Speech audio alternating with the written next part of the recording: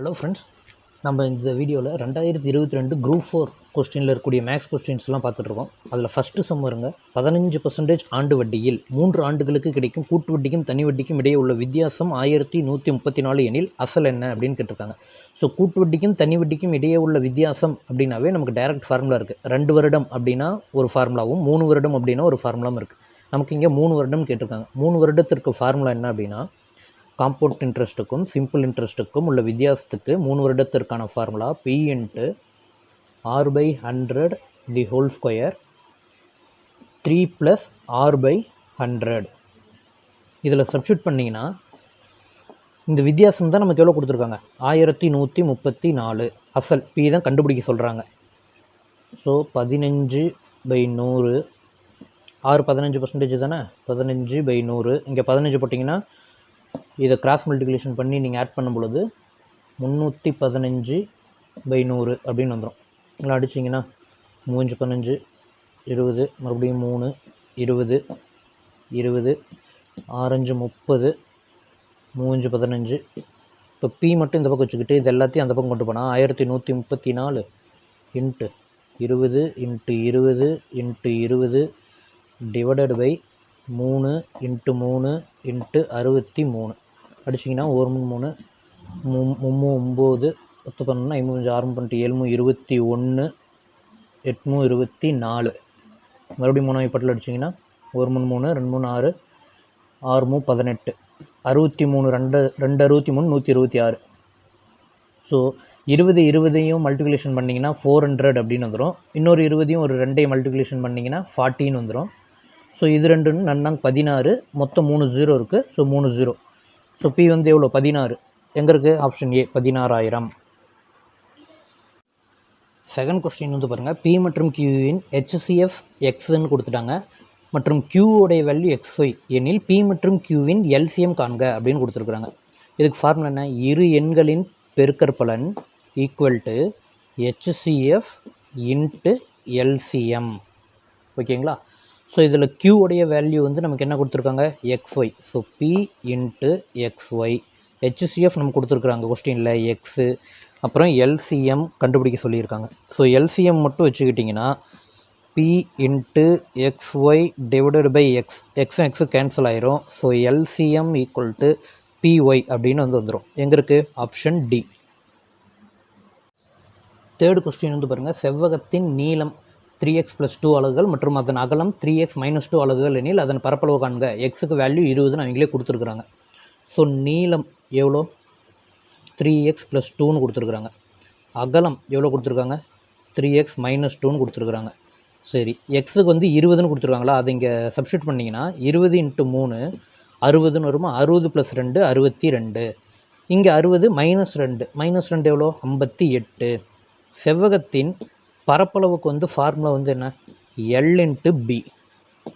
L தான் எவ்வளோ, 62, B வந்து 58. ரெண்டையும் மல்டிப்ளை பண்ணிங்கன்னா 3596 அப்படின்னு வரும். ஆப்ஷன் ஏவில் இருக்குது. அடுத்தது 4வது கொஸ்டின் பாருங்கள், 2 பகடைகள் ஒரே நேரத்தில் உருட்டப்படும் பொழுது இரண்டிலும் ஒரே முகம் அல்லது கூடுதல் 4 கிடைக்க நிகழ்தகவு என்ன அப்படின்னு கேட்டிருக்காங்க.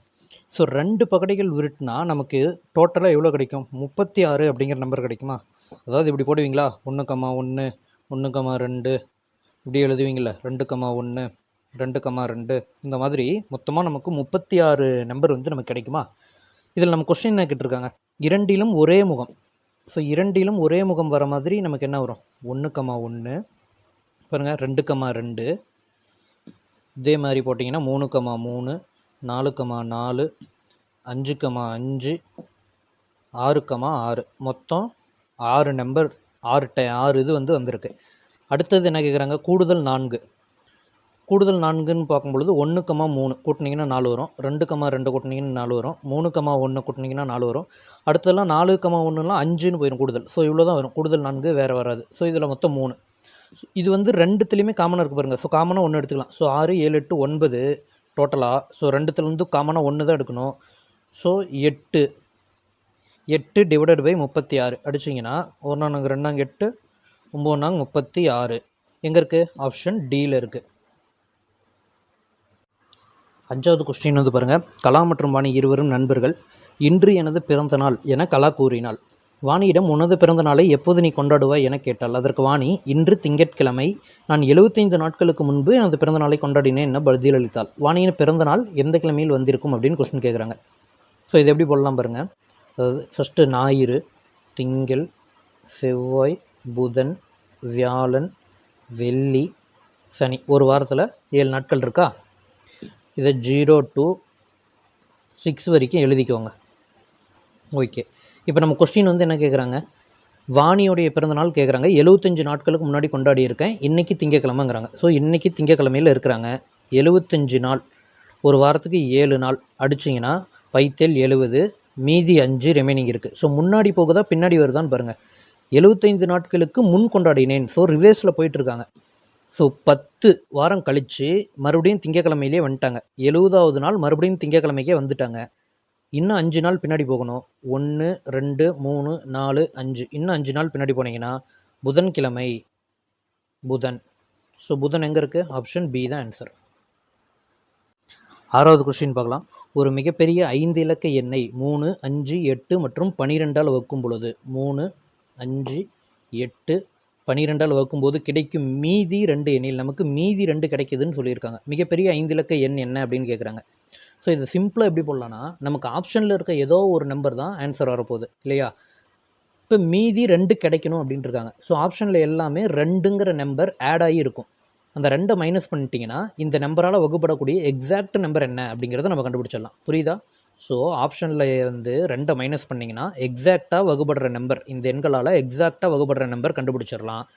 ஸோ அது கூட வந்து 2 ஆட் பண்ணி நம்ம கொடுத்துருக்காங்க. அப்போ தான் நமக்கு மீதி 2ங்கிறது கிடைக்கும். ஸோ எல்லாத்துலேயும் 2 மைனஸ் பண்ணுங்கள். ஸோ 99970, இங்கே 99956, 99958, இங்கே வந்து 99960. 2 மைனஸ் பண்ணி எழுதிக்கிட்டேன். ஓகேங்களா? இப்போ 5ஆல் வகுப்படக்கூடிய நம்பர் வந்து பார்க்கலாமே. 5ஆல் வகுப்படணும் அப்படின்னா கடைசி இலக்கம் 5ஆக இருக்கணும், இல்லை 0வாக இருக்கணும். ஸோ அப்போ இது 2 வராதா? ஃபஸ்ட்டு வரும், கடைசி வரும். இந்த 2 வராது. இதுலேயே 2 ஆப்ஷன் எலிமினேட் ஆயிடுச்சு. அடுத்தது 3ஆல் வகுப்படுற எண்கள் பாருங்கள். 3ஆல் வகுப்படுற எண்கள்னால் கூட்டுத்தொகை எனக்கு 3ஆல் வகுப்படணும். இது எல்லாத்தையும் கூட்டுங்க. 1, 2, 3, 27. 27ஐயும் ஒரு 7ஐயும் கூட்டினீங்கன்னா உங்களுக்கு 34ன்னு வரும். இங்கே 33ன்னு வரும் கூட்டுத்தொகை. ஸோ 34ங்கிறது 3ஆல் வகுப்படாது. ஸோ இந்த ஆப்ஷனும் போயிடுச்சு. 33ங்கிறத 3ஆல் வகுப்படும். So option D. ஸோ இந்த நம்பர் போட்டுறாதீங்க. 60ன்னு இருக்கனால ஆப்ஷன் சி போட்டுறாதீங்க. அதாவது 2 ஆட் பண்ணி வந்தால் தான் நமக்கு மீதி 2 கிடைக்கும். நான் மைனஸ் பண்ணி இங்கே எடுத்து எழுதியிருக்கிறோம். அதை ஞாபகம் வச்சுக்கணும். So option D. அடுத்தது 7th சம். 4/3.5:2/5 என்பதற்கு சமமான விகிதம் என்னன்னு கேட்டிருக்காங்க. ஸோ இது எப்படி போடலாம்? 4/3.5:2/5. பேஸ் காமனாக இருக்கணுமா? அப்போ இது எப்படி மாற்றலாம்? 2/2 மாற்றிக்கலாமா? 2 2 4 அப்படின்னு வந்துடுமா?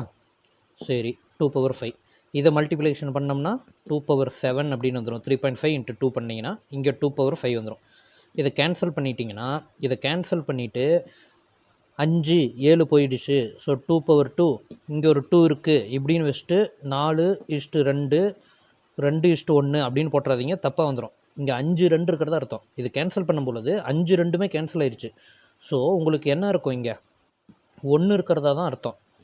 இங்கே மீதி 2/2 இருக்கிறதா அர்த்தம். அப்போ 4:1 அப்படின்னு வரணும். தெளிவாக போடுங்க. அவசரத்தில் போடும் பொழுது நீங்கள் இப்படி கேன்சல் மேலே மட்டும் கேன்சல் பண்ணிவிட்டு போடும் பொழுது 2:1 போடுறதுக்கு நிறைய பாசிபிலிட்டிஸ் இருக்குது. தப்பாக போட்டுருவாங்க. இந்த மாதிரி கேன்சல் பண்ணி போடும்பொழுது 4:1 அப்படி தான் வரும். இதை தெளிவாக போட்டுக்கோங்க. Answer B. அடுத்தது 8th கொஸ்டின் வந்து பாருங்கள். ஒரு தொடர் வந்து கொடுத்துட்டு இந்த மாதிரி என்ற தொடரின் முதல் பாதியை பின்னோக்கு வரிசையில் எழுதினால் வரும் தொடரின் வலது பக்கத்திலிருந்து 14வது அமையும் உறுப்பினை காண்க அப்படின்னு சொல்லி கேட்டிருக்காங்க. ஸோ ஃபஸ்ட்டு இதில் எத்தனை கேரக்டர் இருக்குது? 1 2 3 4 5 6 7 8 9 10 11 12 13 14 15 16 17 18 19 20 21 22 கேரக்டர்ஸ் வந்து இருக்குது. ஸோ இதன் முதல் பாதியை பின்னோக்கு வரிசையில், ஸோ 2 பாதியை பிரிக்க சொல்கிறாங்க. ஸோ இதை 2 பாதியாக பிரிச்சிங்கன்னா 11 பிரியுமா? ஸோ 11ங்கிறது இந்த இடத்துல இப்படி வந்து பிரியும். ஸோ இந்த முதல் பாதியை பின்னோக்கு வரிசையில் எழுதுனா நீங்கள் ரைட்லேருந்து வலது பக்கத்துலேருந்து எண்ணிட்டு வாங்க. 14வது அமையும் உறுப்பு என்ன அப்படின்னு கேட்குறாங்க. ஸோ இது வரைக்கும் 11 நம்பர் வந்துருமா? இப்போ இந்த பாதியை தான் திருப்பி எழுதிக்க சொல்கிறாங்க. அப்போ 12வது நம்பர் என்ன வரும்? இந்த பக்கம் இருந்து வரும். ஸோ 12 13 இது 14. ஸோ 14வது உறுப்பு என்ன? ப்ளஸ் எங்கே இருக்குது? Option D. அடுத்து 9வது கொஸ்டின் பாருங்கள். 10 விவசாயிகள் 21 நாட்கள் ஒரு நிலத்தை உழுது முடிக்கின்றனர் எனில் அதே நிலத்தை 14 விவசாயிகள் எத்தனை நாட்களில் உழுது முடிப்பார் அப்படின்னு கேட்டிருக்காங்க. ஸோ இதுக்கு நமக்கு ஃபார்முலா இருக்குதா? M1 D1 divided by W1 is equal to M2 D2 divided by W2. So இதில் சப்ஸ்டியூட் பண்ணிங்கன்னா M1ங்கிறது என்ன? 10 விவசாயிகள் 21 நாட்களில் ஒரு நிலத்தை உழுது முடிக்கின்றனர். இங்கே என்ன கொடுத்துருக்காங்க? அதே நிலத்தை, ஸோ அதே ஒரு நிலத்தை 14 விவசாயிகள் எத்தனை நாட்கள் உழுது முடிப்பர்? எப்படி போடலாம்? 10 × 21, இந்த 14 கீழே வந்துடும். 1 2 14, 3 21, 1 2 2 10, ஸோ 5 3 15 நாட்களில் உழுது முடிப்பர். Option B. அடுத்து 10வது சம் வந்து பாருங்கள். 18, A, B, -3 இவை கூட்டுத்தொடர் வரிசையில் உள்ளது எனில் A + B யின் மதிப்பை காண்க அப்படின்னு இருக்காங்க. ஸோ ஒரு தொடர் கொடுத்து கூட்டுத்தொடர் வரிசையில் உள்ளது அப்படின்னு அவங்களே கொடுத்துட்டாங்க. ஸோ கூட்டுத்தொடர் வரிசையில் D கண்டுபிடிக்கிறதுக்கு ஒரு ஃபார்முலா இருக்குது. T2 - T1, அதாவது இரண்டாவது உறுப்பு மைனஸ் முதல் உறுப்பு மைனஸ் பண்ணால் நமக்கு D கிடைக்கும். இது மூணாவது உறுப்பு மைனஸ் ரெண்டாவது உறுப்பு, நான்காவது உறுப்பு மைனஸ் மூணாவது உறுப்பு, எப்படி மைனஸ் பண்ணாலும் நமக்கு D வந்து கிடைக்கும். அதுதான் இந்த ஃபார்முலாவுக்கான மீனிங். அப்போ இதன்படி A - 18 அப்படிங்கிறதும் -3 - B அப்படிங்கிறதும் ஈக்குவலாக, இப்போ B இந்த பக்கம் கொண்டு வந்தீங்கன்னா A + B அப்படின்னு ஆயிருமா? இந்த 18 இந்த பக்கம் போச்சுன்னா +18, இங்கே -3 ஆயிருமா? ஸோ A + B அப்படிங்கிறது 15 அப்படின்னு வந்துடும். நமக்கு A + B யோட வேல்யூ தான் கேட்டிருக்காங்க. So option C 15. 11 கொஸ்டின் பாருங்கள். ஒரு நபர் ஒவ்வொரு ஆண்டும் அதற்கு முந்தைய ஆண்டு சேமித்த தொகுதியில் பாதியை சேமிக்கிறார். 6 ஆண்டுகளில் அவர் 7875 சேமிக்கிறார் எனில் முதல் ஆண்டு சேமிப்பு என்ன அப்படின்னு வந்து கேட்குறாங்க. ஸோ இந்த கொஸ்டின் பெருக்குத்தொடர் வரிசையில் இருக்குது. நீங்கள் இது பெருக்குத்தொடரா கூட்டுத்தொடரா இதை கண்டுபிடிக்கிறது தான் வந்து உங்களுக்கு இந்த மாதிரி கொஸ்டினில் டாஸ்க்கு. இப்போ 50 50 2 100 100 2 200. இப்போ இது ரிவர்ஸில் பாருங்கள். 200ல் பாதி 100, இதில் பாதி 50. ஸோ பெருக்குத்தொடர் வரிசை தான் ரிவர்ஸில் இருக்குது. அதுதான் நீங்கள் கொடுத்துருக்காங்க. முந்தைய ஆண்டு தொகையில் பாதியை சேமிக்கிறார். இது ஃபஸ்ட் ஆண்டுன்னா அதில் பாதி 100, அதில் பாதி 50. ஸோ இந்த மாதிரி சேமிக்கிறார். ஸோ இது வந்து பெருக்குத்தொடர் வரிசை. ஸோ R வந்து எவ்வளோ? 1/2 பாதியாக சேமிக்கிறாங்க. ஸோ R வந்து 1 விட கம்மியாக இருந்துச்சு அப்படின்னா நமக்கு ஃபார்முலா என்ன அப்படின்னா A × 1 - R⁻n divided by 1 - R அப்படிங்கிறது ஃபார்முலா.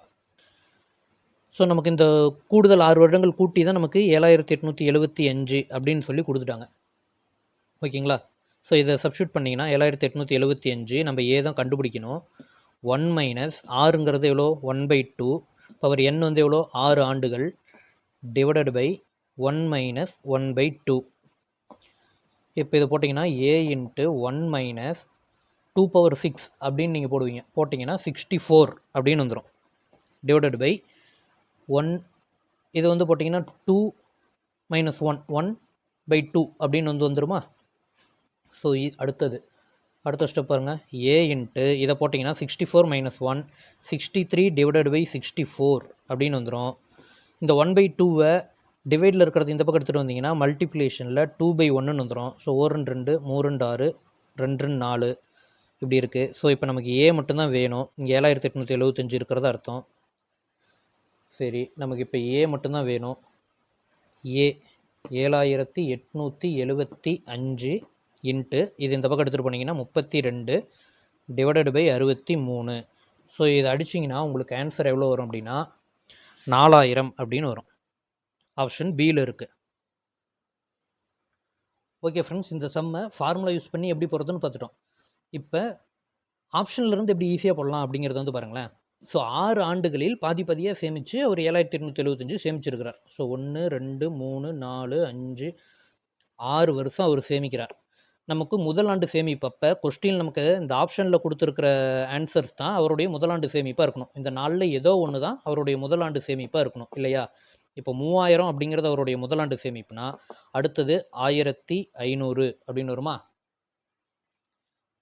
அடுத்தது இதில் பாதி 750, இதில் பாதி வந்து 375, இதில் பாதி வந்து போட்டிங்கன்னா 187.5ன்னு வந்துடுது. ஸோ இங்கேயே வந்து தெரிஞ்சிருது இந்த ஆப்ஷன் ஏ வந்து வராது அப்படிங்கிறது உங்களுக்கு தெரிஞ்சிடும். ஏன்னா நமக்கு என்ன வரணும்? இதை ஆட் பண்ணிங்கன்னா 7875ங்கிறது வரணும்.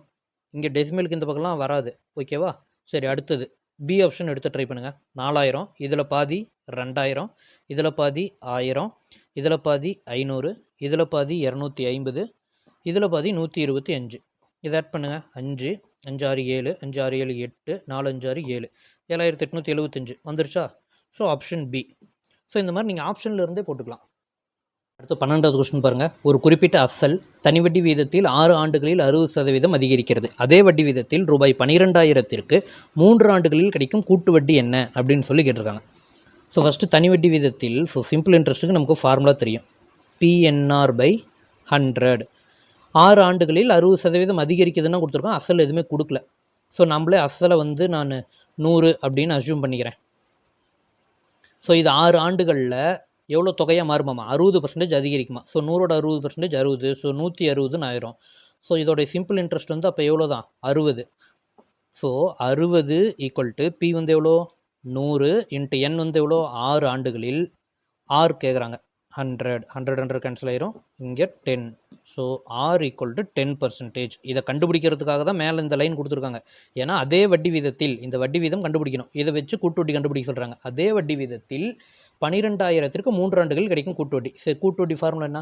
A is equal to P into 1 + R/100 power N அப்படின்னு ஃபார்முலா இருக்குமா? சரி, இதில் சப்ஸ்டியூட் பண்ணிங்கன்னா என்ன வரும்? A ஈக்குவல் டு P எவ்வளோ? 12,000. இதுக்குள்ளே சப்ஸ்டியூட் பண்ணிட்டீங்கன்னா உங்களுக்கு எப்படி வரும்னா, R 10%. So 110 divided by 100 into 110 divided by 100 into 110 divided by 100ன்னு வருமா? 3 டைம். ஏன்னா N 3 ஆண்டுகளில் அப்படின்னு சொல்லி கொடுத்துருக்காங்க. ஸோ 2 0க்கு 2 0, இங்கே 2 0க்கு 2 0, இங்கே 2 0க்கு 2 0. ஸோ 12 இன்ட்டு 11 இன்ட்டு 11 இன்ட்டு 11ன்னு இருக்குது. ஓகேங்களா? ஸோ இதெல்லாம் மல்டிப்ளிகேஷன் பண்ணிங்கன்னா உங்களுக்கு எவ்வளோ வரும்? 15,972 அப்படின்னு வரும். இது தொகை. நம்ம கொஸ்டின் என்ன கேட்டிருக்காங்க? கூட்டு வட்டி தான் கேட்டிருக்காங்க. தொகை கேட்டால் இதோட நிறுத்திடலாம். நம்ம கூட்டு வட்டி கேட்டிருக்காங்க. ஸோ அசல் தொகையில் மைனஸ் பண்ணிட்டீங்க அப்படின்னா 12,000 இதிலிருந்து மைனஸ் பண்ணிங்கன்னா உங்களுக்கு எவ்வளோ கிடைக்கும்? காம்பவுண்ட் இன்ட்ரெஸ்ட் 3,972 கிடைக்கும். எங்கே இருக்குது ஆப்ஷனில்? Option C.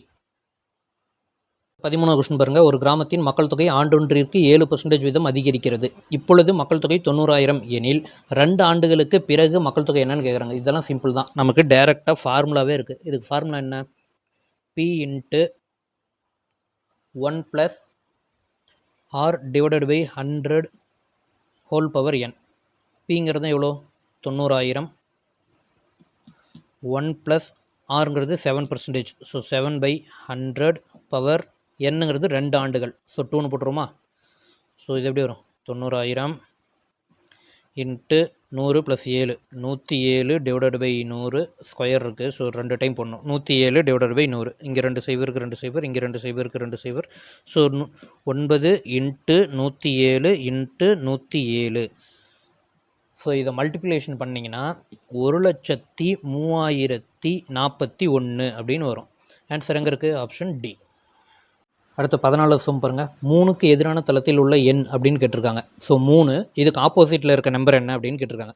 ஸோ இது பாருங்கள் சிம்பிள் தான். இந்த மாதிரி 2 பகடை தான் கொடுத்துருக்கான். இந்த மாதிரி 2 பகடை கொடுத்து காமனாக இருக்க நம்பர் பாருங்கள். 2 5 2 5 ரெண்டுத்துலேயுமே 2 நம்பர் காமனாக இருக்குது. ஸோ இப்படி 2 பகடை கொடுத்து 2 பகடையிலையுமே 2 நம்பர் காமனாக வந்துருந்துச்சுன்னா இந்த பகடையில் வரக்கூடிய எண்ணுடைய அடுத்த எண் இந்த பகடையில் வரக்கூடிய எண்ணாக தான் இருக்கும். புரியுதுங்களா இல்லையா? அதாவது 2 5ன்னு கொடுத்துட்டான் இல்லையா? 2 5ன்னு கொடுத்துருக்கான், இங்கே 3ன்னு கொடுத்துருக்கான். ஸோ இதில் 2 5ன்னு கொடுத்துருக்கான், 4ன்னு கொடுத்துருக்கான். ஸோ 3உடைய ஆப்போசிட் 4ஆக தான் இருக்கும் இந்த மாதிரி வந்தால். ஸோ 3க்கு ஆப்போசிட் தான் நம்ம கேட்டிருக்கான். Option B 4. அடுத்து 15வது கொஸ்டின் பாருங்கள். 41 121 169 அடுத்த நம்பர் என்னன்னு தெரியல. 321. ஸோ விடுபட்ட எண்ணை தான் சம் பார்த்த உடனே பாருங்கள் இதெல்லாம் ஸ்கொயர் வேல்யூவில் இருக்குன்னு தெரிஞ்சிடும். ஸோ ஒரு 25 நம்பருக்காவது நீங்கள் அட்லீஸ்ட் ஸ்கொயர் வேல்யூலாம் மெமரி பண்ணி வச்சுருந்தீங்கன்னா தான் இந்த மாதிரி சம்மெல்லாம் ரொம்ப ஈஸியாக போட முடியும். ஸோ 49ங்கிறது 7 ஸ்கொயர், இது 11 ஸ்கொயர், 129ங்கிறது 13 ஸ்கொயர், 361ங்கிறது 19 ஸ்கொயர். இது பார்க்க எப்படி இருக்குது பாருங்கள், பகா எண்களாக இருக்குதா? எல்லாமே பகா எண்களாக இருக்குதா? ஸோ 13க்கு அடுத்த பகா எண் எவ்வளோ? 17 ஸ்கொயர். 17 ஸ்கொயருங்கிறது 289. Option C.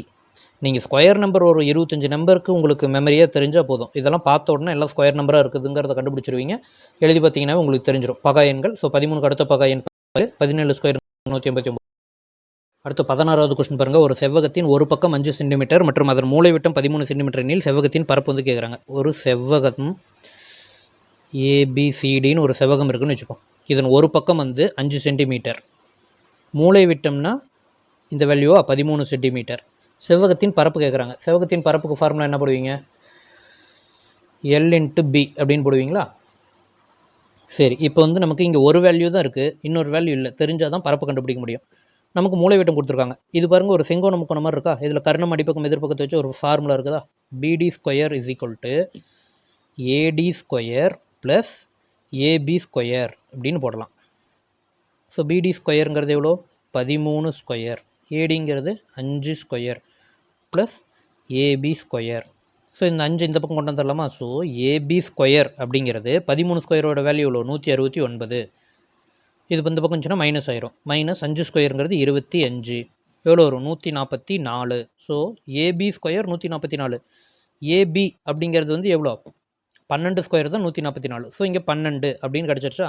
ஸோ இதுக்கு தான் ஒரு 25 நம்பருக்கு நீங்கள் ஸ்கொயர் வேல்யூஸ் மெமரி பண்ணி வச்சிங்கன்னா தான் இதெல்லாம் கொஞ்சம் டக்குன்னு போட முடியும். ஸோ இப்போ 2 வேல்யூ இருக்குது. இந்த பக்கம் 5, இந்த பக்கம் 12. ஸோ பரப்பளவு கேட்டிருக்காங்க. L/Bயில் 5 × 12 2ஐயும் மல்டிப்ளிகேஷன் பண்ணுறீங்க. பண்ணிங்கன்னா 60 சென்டிமீட்டர் ஸ்கொயர் அப்படின்னு வந்து வரும். எங்கே இருக்குது? Option C. அடுத்து 17வது கொஸ்டின் பாருங்கள். கொடுக்கப்பட்ட 3 எண்களின் பெருக்கற்பலன் 1875 மற்றும் மீப்போவா 5 எண்ணில் மீப்போமா காண்கன்னு கொடுத்துருக்காங்க. ஸோ 3 எண்களின் பெருக்கற்பலன் XYZன்னு வச்சுக்கலாம். 3 எண்களை. இதுக்கு ஃபார்முலா இருக்குது. XYZ is equal to HCF power n-1 × LCM அப்படின்னு ஒரு ஃபார்முலா இருக்குது.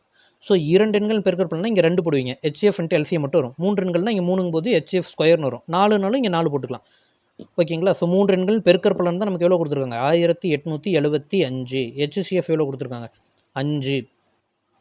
n-1 என்னது எவ்வளோ? 3 எண்கள். So 3 - 1 2 × LCM. ஸோ நமக்கு LCM தான் கேட்குறாங்க. ஸோ 1875 இது கீழே வந்துச்சுன்னா இங்கே 2 5 5 ஸ்கொயர். ஸோ 1 5 5 3 15 16 17 18 7 35 36 37 5 25 1 5 7 35 5 25 75ங்கிறது வருது. ஆப்ஷன் 7. 18வது சம் வந்து பாருங்கள். 5ன் ஒரு பகுதி மற்றும் 8ன் ஒரு பகுதி என இரு பகுதிகளாக பிரிக்கப்பட்ட எண் 94ன் விகிதம் 3:4 எனில் அதன் முதல் பகுதி என்ன அப்படின்னு வந்து கொஸ்டின் கேட்டிருக்காங்க. ஸோ 94ங்கிற ஒரு நம்பரை ஆக்சுவலாக 2 பகுதியாக வந்து பிரிச்சிருக்கிறாங்க. ஏபின்னு நம்ம வச்சுக்கலாம். 2 பகுதியாக பிரிச்சிருக்கிறாங்க.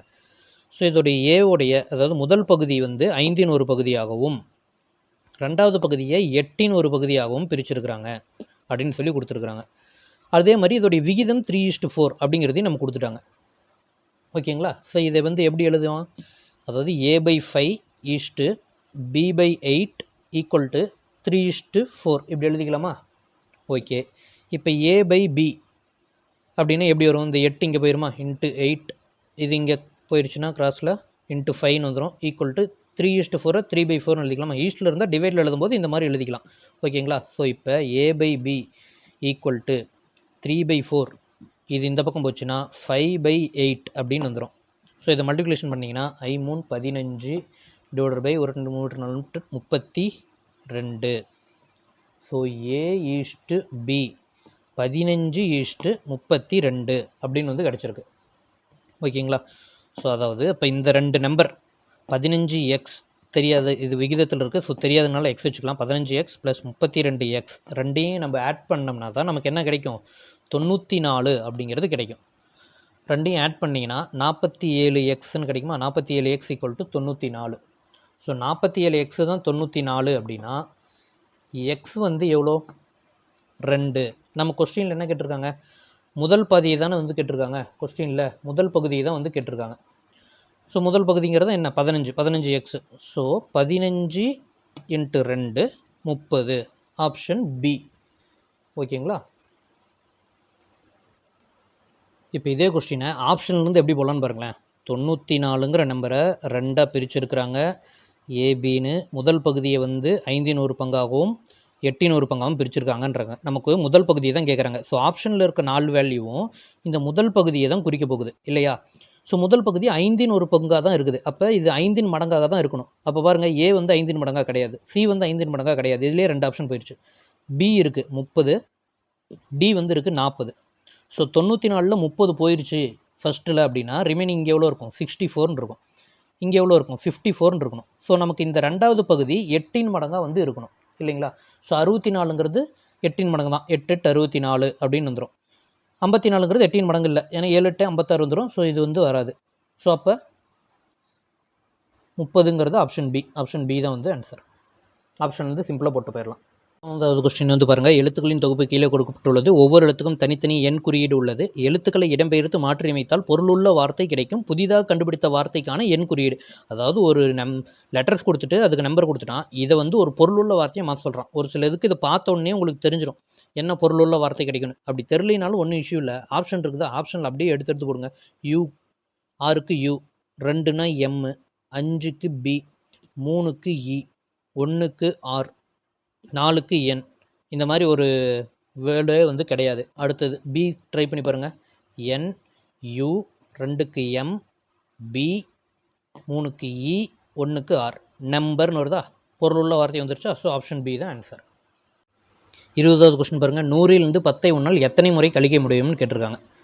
ஸோ 100லிருந்து 10 வந்து மைனஸ் பண்ணிட்டீங்கன்னா 90, இங்கே 90 வந்துடுது. ஸோ 100லிருந்து 10 நம்மளால் ஒரு டைம் தான் கழிக்க முடியும், ஏன்னா அதுக்கு மேலே 90.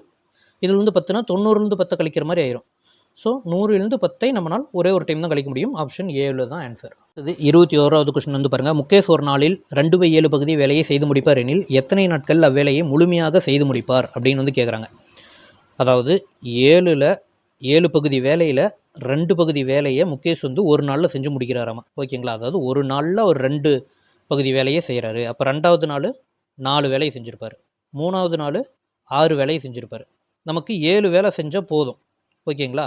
அப்போ அடுத்த பாதி நாள்லேயே அவர் ஒரு வேலை செஞ்சுருப்பார், ஏன்னா ஒரு நாளில் ஒரு 2 வேலை செஞ்சுருப்பார். அப்போ பாதி நாள்லேயே ஒரு வேலை செஞ்சுருப்பார். ஸோ 7வது வேலையை செய்ய 3.5 நாள்லேயே செஞ்சுருப்பார். ஆப்ஷன் பியில் இருக்கு பாருங்கள், 3.5 நாட்கள். அடுத்தது 22வது கொஸ்டின் வந்து பாருங்கள், ஒரு விவசாயி ரூபாய் 20,000 ஆண்டொன்றிற்கு 4.5% தனி வட்டியில் கடனாக பெறுகிறார். 5 ஆண்டுகளுக்கு பின் அவர் முழுவதும் கடனை அடைக்க செலுத்த வேண்டிய தொகை எவ்வளவு அப்படின்னு வந்து கேட்குறாங்க. இதெல்லாம் டைரக்ட் கொஸ்டின் தான். So simple interest is equal to, ஏன்னா தனி வட்டி தான் கேட்டிருக்காங்க, PNR/100 ஃபார்முலா வந்து நமக்கு தெரியும். பி வந்து எவ்வளோ 20,000, என் வந்து எவ்வளோ 5 ஆண்டுகளுக்கு, ஆர் வந்து எவ்வளோ 4.5% டிவைடட் பை 100. இதை கேன்சல் பண்ணிவிட்டு இதெல்லாம் மல்டிப்ளிகேஷன் பண்ணிங்கன்னா 4,500 அப்படின்னு வந்து வரும்.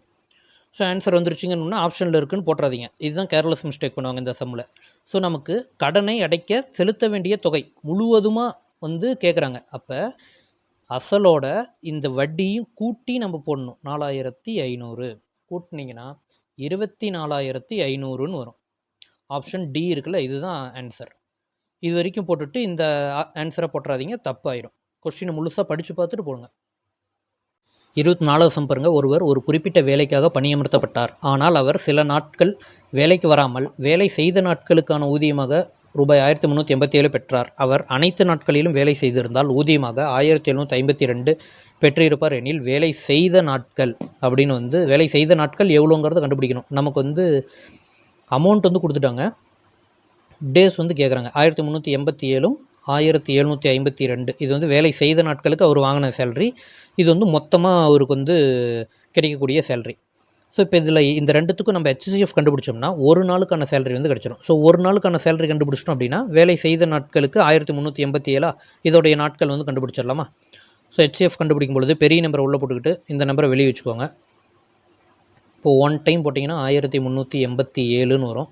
இதை மைனஸ் பண்ணிங்கன்னா 365ன்னு வரும். 1,387 இது 3 டைம் போட்டிங்கன்னாவே 900, 4 டைம் இப்போ 3 டைம் போட்டு அடித்து பார்த்திங்கன்னா எவ்வளோ வருது 1,095ன்னு வரும். ஏன்னா 4 டைம் இன்னொரு டைம் போட்டிங்கன்னா இங்கேயே வந்து 365 எக்ஸ்ட்ரா போயிடும். ஸோ 3 டைம் தான்.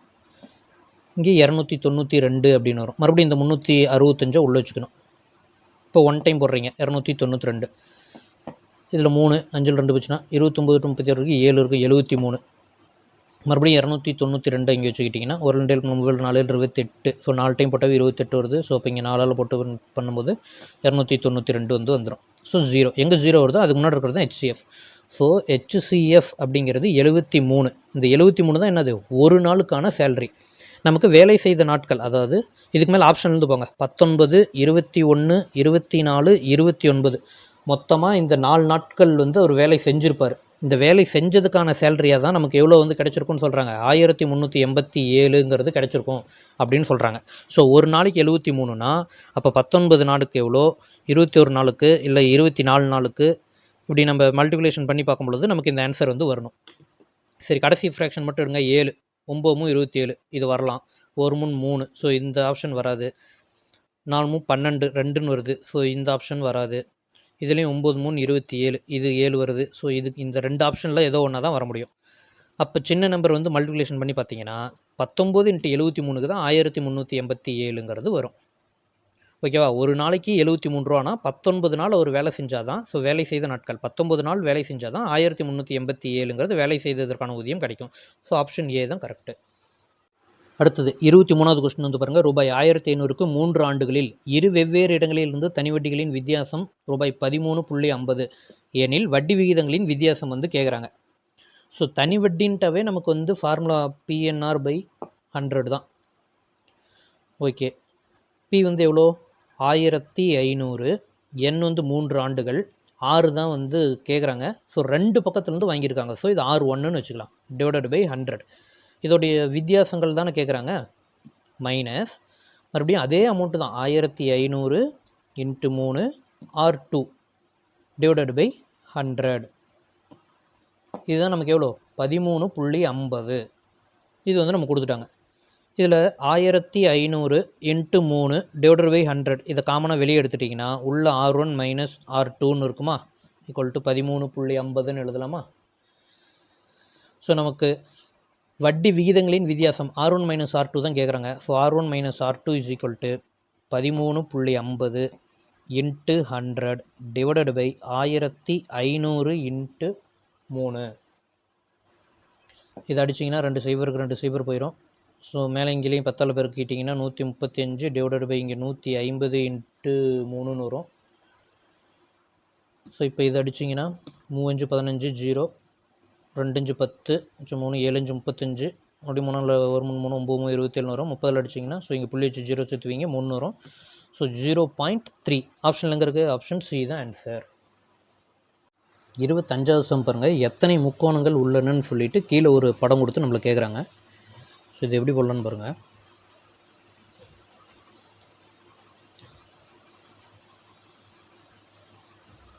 இப்போ இதில் தனித்தனியாக நேம் வந்து கொடுத்துக்கிறேன். A B C D E F G H இப்படி கொடுத்துக்கிறேன்னு வைங்க. இப்போ சிங்கிள் முக்கோணம், சிங்கிள் லெட்டர் ஏதாவது முக்கோணத்தை ஃபார்ம் பண்ணுதான்னு பார்க்குறேன். இப்போ ஏ எடுத்து பார்க்குறேன். ஏ வந்து ஒரு முக்கோணத்தை ஃபார்ம் பண்ணுது. அடுத்தது பி ஃபார்ம் பண்ணுதான்னு பாருங்கள். பி வந்து ஃபார்ம் பண்ணலை. அடுத்து சி ஃபார்ம் பண்ணுதா, பண்ணுது. டி அடுத்தது டி ஃபார்ம் பண்ணுது. அடுத்தது இ ஃபார்ம் பண்ணுதான்னு பாருங்கள். இ ஃபார்ம் பண்ணுது. டிஇ. அடுத்து எஃப் ஃபார்ம் பண்ணுதான்னு பாருங்கள். எஃப் வந்து ஃபார்ம் வந்து பண்ணலை. அடுத்தது ஜி ஃபார்ம் பண்ணுதா, ஆமாம் ஜி வந்து ஃபார்ம் பண்ணுது. அடுத்தது ஹெச், ஹெச் வந்து ஃபார்ம் பண்ணுது. அதாவது கரெக்டாக இப்படி இருக்கும். ஹெச் வந்து ஃபார்ம் பண்ணுது. ஸோ மொத்தம் இது வந்து 3 4 5 6 நம்பர் வருது பாருங்கள், 6. அடுத்தது டபுளாக இருக்கிற லெட்டர் வந்து பாருங்கள். ஏ ஃபஸ்ட்டு எடுத்துக்கலாம். ஏவும் ஹெச்சும் ஃபார்ம் பண்ணுதா, ஃபார்ம் பண்ணும். அடுத்தது ஏபி வந்து ஃபார்ம் பண்ணுதான்னு பாருங்கள், பண்ணாது. ஏஜி வந்து பண்ணாது. அடுத்தது பி லெட்டருக்கு போயிடலாம். பி லெட்டருக்கு போனீங்கன்னா பியும் ஜியும் வந்து ஃபார்ம் பண்ணு பாருங்க. பிஜி இந்த 2 லெட்டர் எடுத்திங்கன்னா ஒன்று ஃபார்ம் பண்ணுது. ஓகே, பிஜி. அடுத்தது பிக்கு பக்கத்தில் பிஏ வந்து ஃபார்ம் பண்ணாது, நம்ம முதல்ல பார்த்துட்டோம். ஹெச்சும் ஃபார்ம் பண்ணாது. அடுத்தது பியும் டியும் 2 லெட்டர் எடுத்துக்கிட்டிங்கன்னா ஃபார்ம் பண்ணுது, பிடி. பியும் சியும் வந்து ஃபார்ம் பண்ணுறதுக்கான பாசிபிலிட்டிஸ் இல்லை. அடுத்தது சி எடுத்துக்கலாம். சி எடுத்துகிட்டு பார்த்தீங்கன்னா சியும் ஈயும் எடுத்துகிட்டு பாருங்கள். சிஇ வந்து எடுத்திங்கன்னா ஒரு முக்கோணத்தை வந்து நமக்கு ஃபார்ம் பண்ணுது. Okay, CE. ஓகே, அடுத்தது சிபி ஃபார்ம் பண்ணாது, அவ்வளோதான். அடுத்து டி எடுத்துக்கிறீங்க. டி எடுத்துக்கிட்டு பார்க்கும் பொழுது டியும் இயும் எடுத்திங்கன்னா ஃபார்ம் பண்ணும், டிஇ. வேறு டிஎஃப் ஃபார்ம் பண்ணாது, டிபி இது வந்து ஃபார்ம் பண்ணாது. ஓகே, டி எடுத்துட்டோமா. அடுத்து இ பார்த்தீங்கன்னா அதே இடி அதே தான் வரும். அது டி ஆல்ரெடி நம்ம போட்டோம். அடுத்து எஃப்பில் வந்து பார்த்திங்கன்னா எதுவும் வராது. அடுத்தது ஜியில் வந்து பார்த்திங்கன்னா ஜியும் ஹெச்சும் சேர்ந்து ஒரு இதை வந்து ஃபார்ம் பண்ணும். அடுத்து ஹெச் எடுத்துகிட்டு பார்த்திங்கன்னா ஹெச் ஏ ஃபார்ம் பண்ணோம், அதான் ஏஹெச்னு ஆல்ரெடி போட்டோம். ஹெச்ஜி அதுதான் ஜிஹெச்னு ஆல்ரெடி போட்டோம். ஸோ இதெல்லாம் ஆட் பண்ணிங்கன்னா 3 4 5 6, இதுலேயும் வந்து ஒரு 6 நம்பர் இருக்குது. ஓகே, அடுத்தது 3 ட்ரையாங்கிளாக இருக்கிறது வந்து எண்ணி பாருங்கள்.